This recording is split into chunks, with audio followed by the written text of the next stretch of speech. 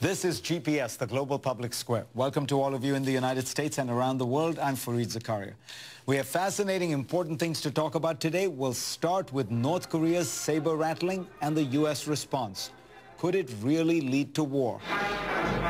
I have an all-star panel, Tom Friedman, Richard Haas, to talk about that, the global economy, much more. Then we found a way to convince China to start worrying about global warming. I'll explain. And 2 years ago, Morgan Stanley's Ruchir Sharma predicted that China, India, Brazil, and Russia would all slow down.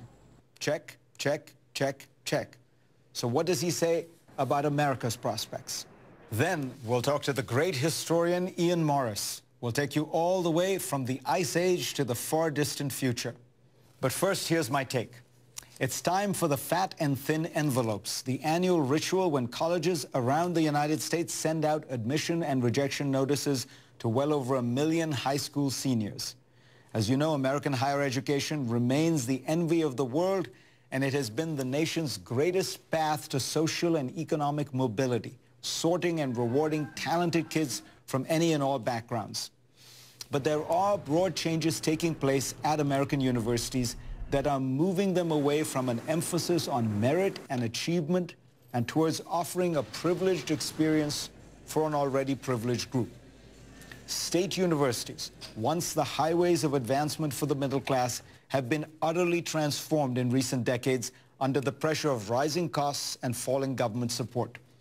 A new book, Paying for the Party: How College Maintains Inequality, shows how many state schools have established a party pathway, admitting more and more rich, out-of-state kids who can afford hefty tuition bills but are middling students.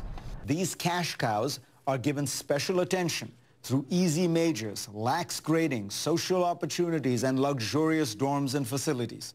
Now, that's bad for the bright, low-income students who are on what the book's authors, Elizabeth Armstrong and Laura Hamilton, call the mobility pathway. They are neglected, burdened by college debt, and they fail in significant numbers. The country's best colleges and universities do admit lower-income students, but the competition has become so intense and the percent admitted so small that the whole process seems somewhat arbitrary. When you throw in special preferences for various categories, legacies, underrepresented minorities, and athletes, it also looks less merit-based than it pretends to be. In an essay in the American Conservative, Ron Unz uses a mountain of data to charge that America's top colleges and universities have over the past 2 decades maintained an informal quota, an upper limit of about 16.5% for Asian Americans, despite their exploding applicant numbers and high achievements. Unz's data is not complete. That number is actually probably around 20% and maybe higher. But institutions that rely on more objective measures for admission have found that their Asian American populations have risen much more sharply over the past 2 decades. Caltech and the University of California at Berkeley, for example, are now about 40% Asian. New York City's Stuyvesant High School admits about 1,000 students out of the 30,000 who take a math and reading test. That makes it twice as selective as Harvard. It is now 72% Asian American. The U.S. Math and Science Olympiad winners are on average now more than 70% Asian American.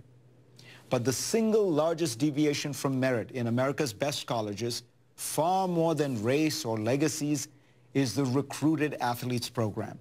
The problem has gotten dramatically worse in the past 20 years. Colleges now have to drop their standards much lower to build sports teams, and many of these students in turn perform terribly in classroom. A senior admissions officer at an Ivy League school told me, "I have to turn down hundreds of highly qualified applicants, including many truly talented amateur athletes, because we must take so many recruited athletes who are narrowly focused and less accomplished otherwise." William Bowen, a former president of Princeton University, has exhaustively documented the damage this system does to American higher education, and yet no college president seems to have the courage to change it. The most troubling trend in America in recent years has been the decline of economic mobility. The institutions that have been the best at opening access in the U.S. have been its colleges and universities. If they are not working to reward merit, America will lose the dynamism that has long made it so distinctive.